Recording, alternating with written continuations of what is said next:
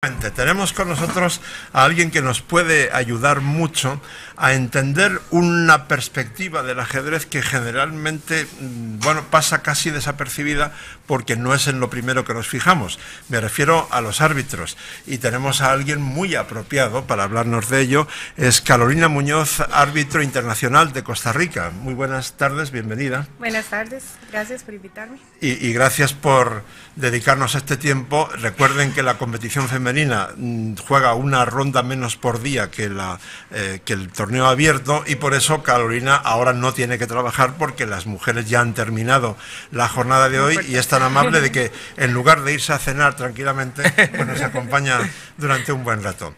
Carolina, primero cuéntanos un poco cómo llegaste a ser árbitra internacional, porque eso evidentemente no es fácil, eso requiere, me imagino que primero fuiste jugadora y luego fuiste árbitro. Exacto, sí, durante mucho tiempo fui jugadora, de hecho, desde prácticamente toda mi vida. Ya después, cuando terminé de jugar, arbitraje fue un tema que siempre me gustó. De hecho, antes de retirarme ya había empezado con lo que era el título primero de árbitro FIDE, que es uno de los primeros requisitos, y una vez que me retiré, ya tenía el título de árbitro FIDE, empecé a hacer los requisitos para árbitro internacional, que son normas en determinados torneos. Entonces, ya obteniendo las normas, todas las pude hacer en mi país, por dicho, en Costa Rica. Entonces ya terminé. Fue un proceso más o menos de 2 años aproximadamente. ¿Y cuántos campeonatos del mundo has arbitrado ya? Ese es el cuarto. Tenés una larga carrera. Sí. Y Carolina, yo te quería hacer una pregunta que en realidad conozco la respuesta, pero para que le quede un poco clara a la audiencia, tiene que ver un poco con la presentación que te hizo Leoncho de que justamente estabas arbitrando el torneo de mujeres. Pero está claro que las mujeres también arbitran torneos de hombres, ¿no? Claro. De hecho, hay 2 árbitros en este momento arbitrando el torneo, 2 o 3, no recuerdo, el torneo de hombres. En realidad, en los dos, en el torneo de mujeres también hay árbitros hombres. Claro, eso quería que quede claro para la gente porque se da esta casualidad que en esta oportunidad está arbitrando a mujeres, pero ambas cosas son posibles. Se puede ser hombre y arbitrar mujeres y también lo contrario. Te quiero hacer una pregunta porque me la hacen a mí todo el tiempo, pero me parece interesante escucharlo de una ex jugadora y actual árbitro.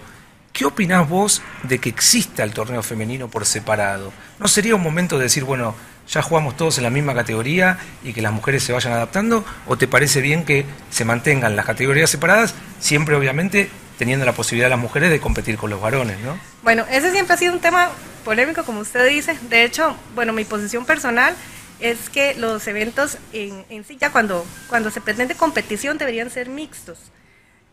Yo sé que, digamos, FIDE promueve mucho la parte de torneos femeninos para efectos de promoción, que estaría bien en el sentido de dar un ambiente como más agradable a las mujeres que están empezando.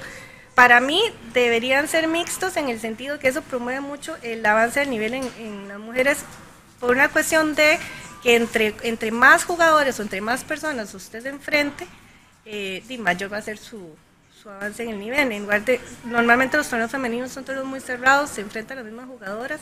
Entonces, cuando usted ya tiene una población mucho más amplia para competir, eso ayuda a que su nivel crezca, ¿verdad? Y además, desde el punto de vista, ya como crecimiento personal, creo que eso también prepara a la mujer para el ámbito laboral, que el ambiente va a ser mixto, en realidad no va a ser un ambiente femenino propiamente. Entonces, para esas personas que llegan a un punto como jugadora y entran a un ámbito laboral, es un muy buen entrenamiento en realidad.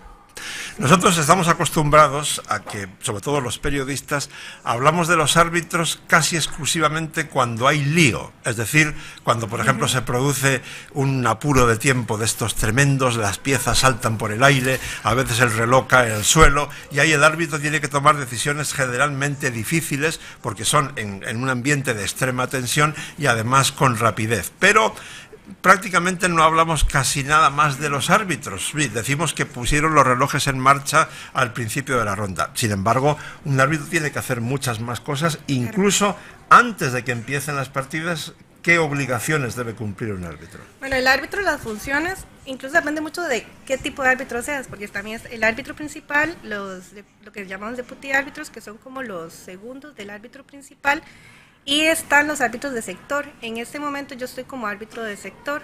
El árbitro de sector, como usted dice, hay mucho trabajo preventivo, tenemos que revisar que los tableros estén bien colocados, que las piezas estén bien colocadas. Parece simple, pero a veces se dan errores que uno debe tratar de evitar con solo tener ese cuidado. Que los jugadores se sienten correctamente.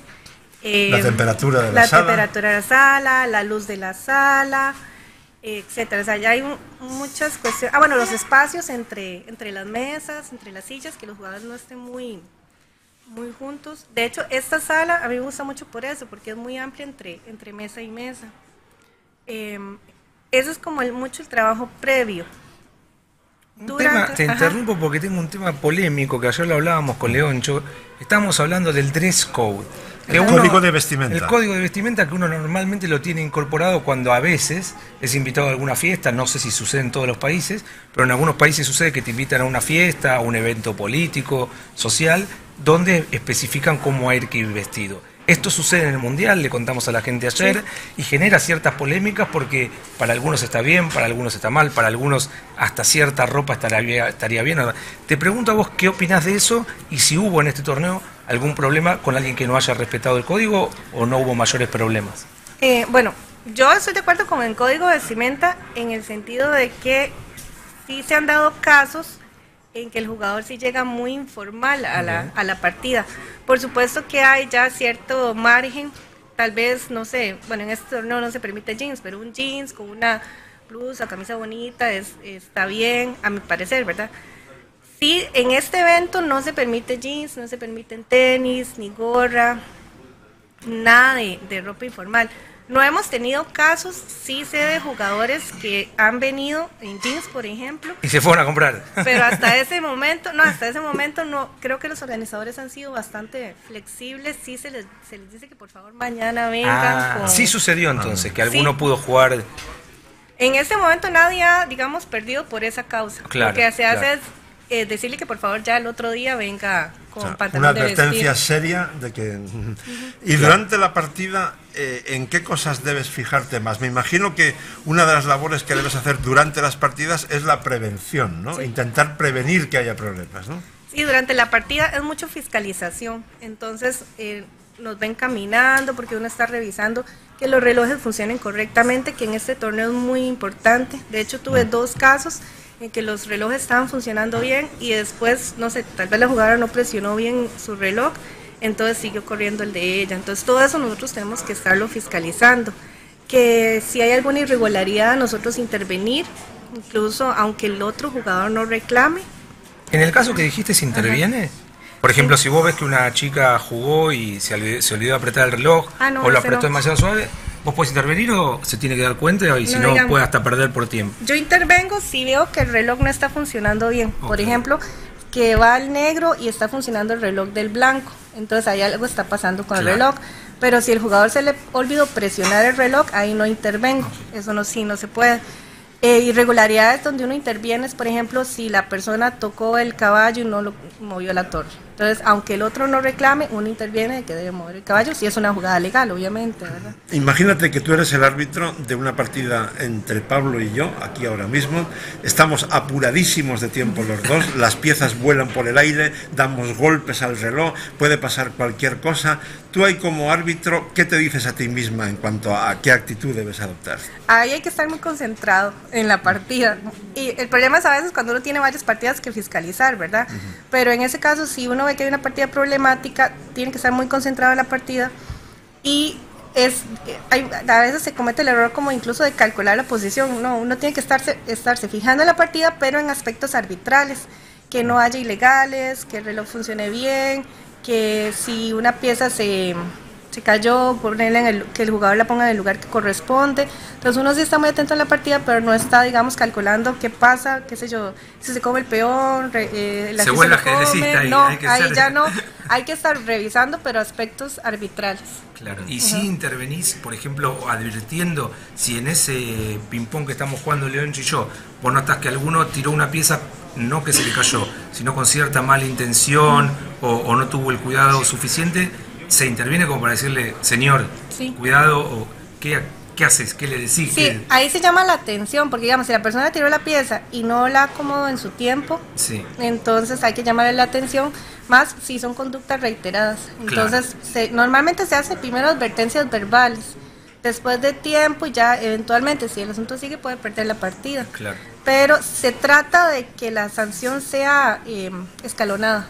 No de una sola vez pierde la partida, sino primero normalmente va a ser una advertencia. Una tarjeta amarilla, roja, una una amarilla, una anaranjada y una roja. Está muy bien. La última pregunta por mi parte es pedirte que, bueno, que nos transmitas una perspectiva que tienes como árbitro y que los que no son árbitros no pueden tener. Tú llevas años viendo el ajedrez, incluso a jugadores de élite, desde muy cerca y desde dentro. Habrás visto muchas cosas extrañas, llamativas, anecdóticas. ¿Cuáles seleccionarías? Si tuvieras que contarlo, por ejemplo, a tu familia, las cosas más sorprendentes que te han pasado en una sala de juego, ¿cuáles seleccionarías? Bueno, eso está difícil. Lo que sí me llama la atención mucho es que a veces los jugadores no conocen bien las reglas. Incluso jugadores ya con cierto nivel no conocen bien las reglas, entonces a veces hacen reclamos que uno sabe que no corresponden, ¿verdad? Entonces tal vez el jugador de esa perspectiva arbitral no está tan enfocado en leer y entender los reglamentos. Sí lo saben, pero más por práctica que porque se sienten a leerlo. Entonces yo creo que es una parte, una perspectiva del árbitro que los jugadores no tienen. De hecho, a mí me pasó mucho como jugadora y en parte fue por eso que me empecé a interesar por el tema arbitral, porque me pasaron ciertas situaciones como jugadora que yo dije, no, yo tengo que saber el reglamento. También por la formación, yo soy abogada de profesión, entonces también por ahí fue que me entró la espinita. Pero muchos jugadores no tienen esa como iniciativa de leer el reglamento y entenderlo. Entonces a veces hacen reclamos que no corresponden, que son muy básicos y que no corresponden. Por eso, Pablo, ha habido algún problemilla con los pantalones vaqueros, porque no se han leído las reglas que dicen que en este campeonato del mundo está estrictamente prohibido vestir pantalones vaqueros. Sí, es que yo como ex jugador reconozco que uno no tiende, es curioso lo que dice ella, porque es cierto, uno no tiende a agarrar las bases de un torneo, es como, ya todos sabemos lo que pasa.